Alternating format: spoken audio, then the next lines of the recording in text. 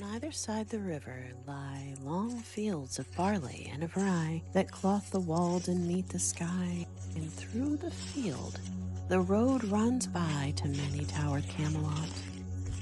And up and down the people go gazing where the lilies below, round an island there below the island of Shalott.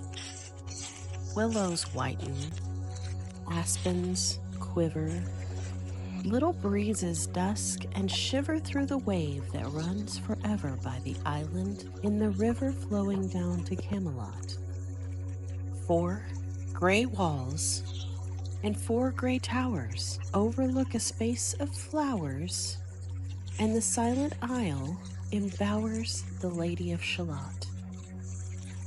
By the margin, willow-veiled slide the heavy barges, trailed by slow horses, and unhailed the shallop flitteth silken-sailed, skimming down to Camelot. But who hath seen her wave her hand, or at the casement seen her stand? Or is she known in all the land, the Lady of Shalott? Only reapers, reaping early in among the bearded barley, hear a song that echoes cheerily from the river, winding clearly down to towered Camelot. And by the moon, the reaper weary, piling sheaves in uplands airy, listening, whispers, "Is the very Lady of Shalott?" There, she weaves by night and day a magic web with colors gay. She has heard a whisper say a curse is on her if she stay to look down to Camelot. She knows not what the curse may be, and so she weaveth steadily, and little other care hath she, the Lady of Shalott. And moving through a mirror clear that hangs before her all the year, shadows of the world appear. There she sees a highway near, winding down to Camelot. There the river eddy whirls, and there the surly village churls, and the red cloaks of market girls pass onward from Shalott. Sometimes a troop of damsels glad, an abbot on an ambling pad, sometimes a curly shepherd lad or long-haired page in crimson clad goes by to towered Camelot, and sometimes through the mirror blue the knights come riding 2 and 2. She hath no loyal knight and true, the Lady of Shalott, but in her web she still delights to weave the mirror's magic sights.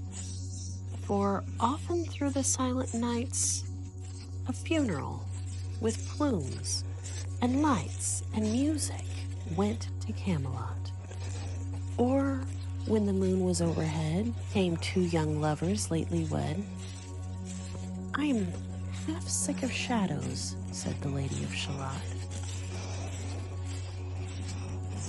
Bowshot from her bower eaves he rode between the barley sheaves. The sun came dazzling through the leaves and flamed upon the brazen greaves of bold Sir Lancelot, a red-cross knight, for ever kneeled to a lady in his shield that sparkled on the yellow field beside remote Shalott. The gemmy bridle glittered free, like to some branch of stars we see hung in the golden galaxy. The bridle bells rang merrily as he rode down to Camelot, and from his blazoned baldric slung a mighty silver bugle hung, and as he rode his armor rung beside remote Shalott. All in the blue, unclouded weather, thick jeweled shone the saddled leather, the helmet and the helmet feather burned like one burning flame together as he rode down to Camelot. As often through the purple night below the starry clusters bright, Some bearded meteor, trailing light moves over still Shalott. His broad, clear brow in sunlight glowed. On burnished hooves his war horse trode.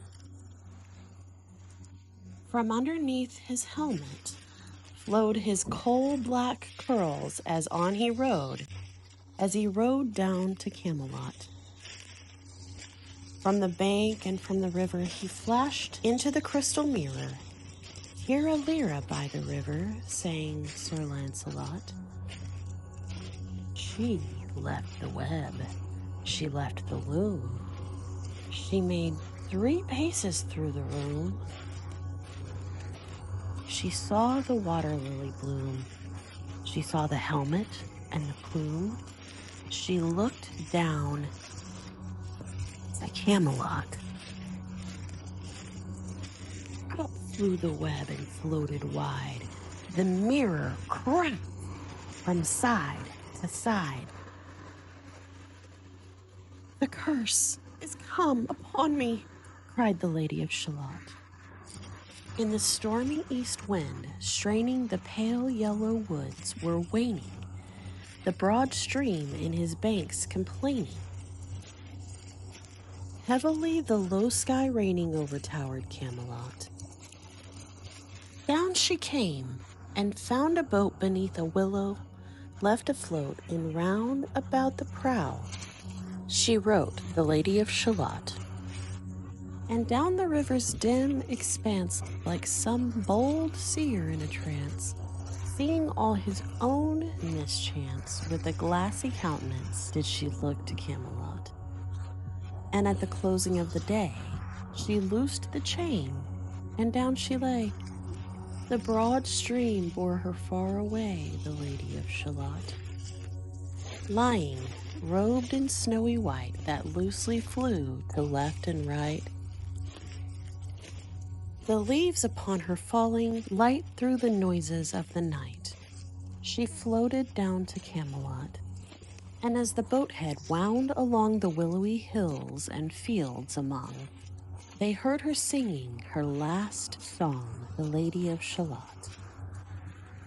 Heard a carol, mournful, holy, chanted loudly, chanted lowly, till her blood was frozen slowly, and her eyes were darkened wholly, turned to towered Camelot.